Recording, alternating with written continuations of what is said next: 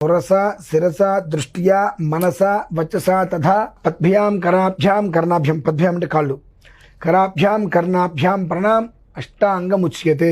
ఎవరు ఎన్ని రకాలుగా అనుకున్నా, ఎన్ని రకాలుగా తిట్టుకున్నా, ఎన్ని రకాలుగా కామెంట్స్ చేసినా ఉగాది నుంచి మళ్ళీ ఉగాది వరకు ఒక యుగాన్ని ఖచ్చితంగా చూస్తాం, గుర్తుండిపోతుంది అది. అటువంటి ప్రమాదమైన స్థితులు ఉన్నాయి ఈ సంవత్సరం. ఎప్పుడు మన శివరాత్రికి ముందు ఇంత ఎండలు ఏనాడు మనం చూసిన దాఖలాలు లేవు.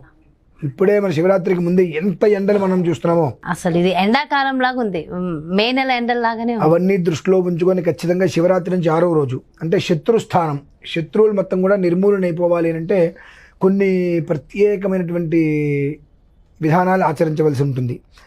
అందులో అగ్ని లింగం అక్కడ ఉంది పంచభూతాత్మకంలో.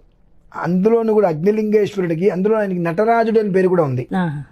కూచిపూడి నృత్యంతో కలిసి సాష్టాంగ నమస్కారం అండి. అంటే 1100 రుద్రాక్షలతో కైలాస యంత్రాన్ని నిర్మితం చేసి, ఆ కైలాస యంత్రం ముందు అగ్నిహోత్రం ప్రతిష్ఠ చేసి, ఆ ముందు భరతనాట్యం చేస్తూ, ఆ ముందు సాష్టాంగ నమస్కారం. కొంతమందికి ఈశ్వర అనుగ్రహం కలశాన్ని కూడా అలా పట్టుకొని చేసే విధంగా పంచయుతంగా, పంచభూతాత్మక లింగాలు కాబట్టి వైద్యులు కూడా అందులోని నటరాజేశ్వర స్వామి వీళ్ళందరూ అందులో ఉన్నారు. వాళ్ళందరికీ అనుకువగా ఉండేటువంటి స్థితిలో ఒకే ప్రదక్షిణ పంచభూతాత్మక శక్తిని నిండి ఉండాలి. తద్వారా కనీసం మాత్రం లోకక్షేమం అనేటువంటి దృష్టిలో ఉంచుకున్నాం. ఎందుకంటే అమ్మ మనకు ఉగాది నుంచి ఉగాదికి రాజు కుజుడు మంత్రి శని. ఈ రాజు యొక్క తత్వకారకుడు ఎవరైనా రోగకారకుడు, రుణకారకుడు, రక్తకారకుడు. ఎలాంటి ప్రమాదాలు జరుగుతాయి అంటే మనం కనీసం ఒక 2-3 నెలల నుంచే చెప్పుకుంటున్నాం ఆ ప్రభావం ఎలా ఉంటుంది అని. ఆ ప్రమాదాలు మనం ఊహించలేమమ్మా. సడన్గా ఉన్నట్టుండి వెన్ను విరిగి మీద పడినట్టుగా జరుగుతుంటాయి.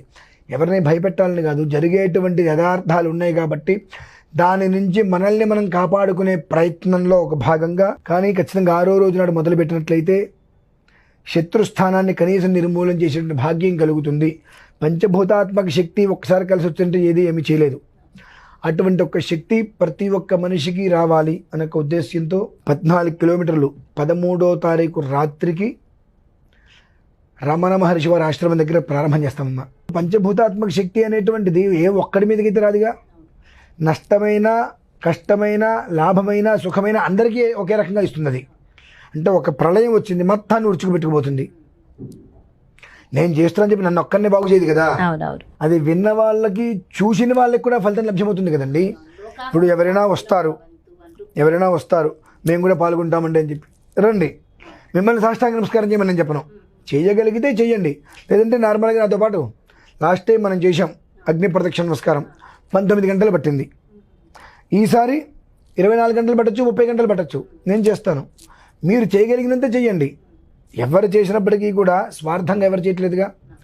మనం బాగుండాలని చేస్తున్నప్పుడు పంచభూతాత్మక శక్తి యొక్క అనుగ్రహం ఖచ్చితంగా లభ్యమవుతుందమ్మా. అది లభ్యం కాదు అంటే పౌర్ణమి వస్తే 10 లక్షల మంది అక్కడికి వెళ్ళరు కదా. అరుణగిరి అని అంటే దాని గురించి, అరుణాచలం అనేటువంటి ఆ అక్షరాల గురించి చెప్పుకోవాలంటే మనకు 5 నెలలు సరిపోదు. అటువంటి అష్టలింగాత్మక శక్తి గురించి మనం చెప్పుకోవాలంటే అష్టలింగాలు చుట్టూతో ఉన్నాయి, దాని గురించి చెప్పుకోవాలంటే మనకు సరిపోదు. పంచభూతాత్మక లింగం ఇప్పుడు చూడండి, నీరు చూడండి శివుడే, నిప్పు చూడండి శివుడే, వాయువు చూడండి శివుడే, పృథివ్యాపస్తేజో వాయురాకాశాత్ ఏది చూసినా పంచభూతాత్మక శివుడే కదా. అంటే శివతత్వం లేనిది ఎక్కడా లేదు, శివతత్వం లేనిది ఎక్కడా లేదు. 8వ శివుడు ఎవరు తెలుసా అండి? మనమే. మనం శివుడిని మనం తెలుసుకోలేకపోతున్నాం. అక్కడ శివుడు ఉన్నాడు, ఇక్కడ శివుడు ఉన్నాడు, ఇక్కడ శివుడు ఉన్నాడు. మనలో ఉన్నటువంటి శివుడిని మనం తెలుసుకోలేకపోతున్నాం. ఈ 8కి మించిన శివుడికి వేరే లేకున్నాడమ్మా. అది మనం తెలుసుకోలేకపోతున్నాం. అది తెలుసుకుంటే మనం ఉన్న చోటల్లా సస్యశ్యామలంగానే ఉంటుంది. అటువంటి పంచభూతాత్మక శక్తిలో ప్రధానమైనదిగా అక్కడ అగ్నిలింగంగా ఆయన ఉన్నాడు కనుక ఆయన సమక్షంలో సాష్టాంగ నమస్కారం చేస్తూ నృత్యంతో, ఆయన మళ్ళీ సామాన్యుడు కూడా కాదు, నటరాజ్ అనేటువంటిది ఆయనకు బిరుదుంది.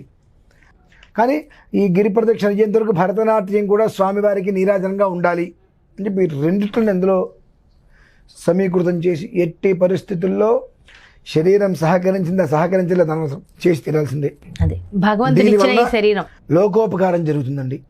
పరోపకారార్థమిదం శరీరం.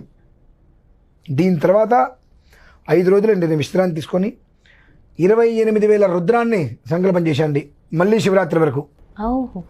మళ్ళీ శివరాత్రి వరకు 28,000 రుద్రం పారాయణ చేయాలని చెప్పి. ఎవరు ఎందుకు చెయ్యట్లేదు, మీరెందుకు చేస్తున్నారంటే జరగబోయేటువంటివి ఏ స్థితిలో ఉన్నాయో మన రాష్ట్రాలకు కాదు, మన దేశానికి కాదు, దేశాల మొత్తానికి కూడా ఎంతవరకు ఉందో తెలుసు. మన భారతీయులు ప్రపంచంలో చాలా చోట్లకి వెళ్ళి ఉన్నారు.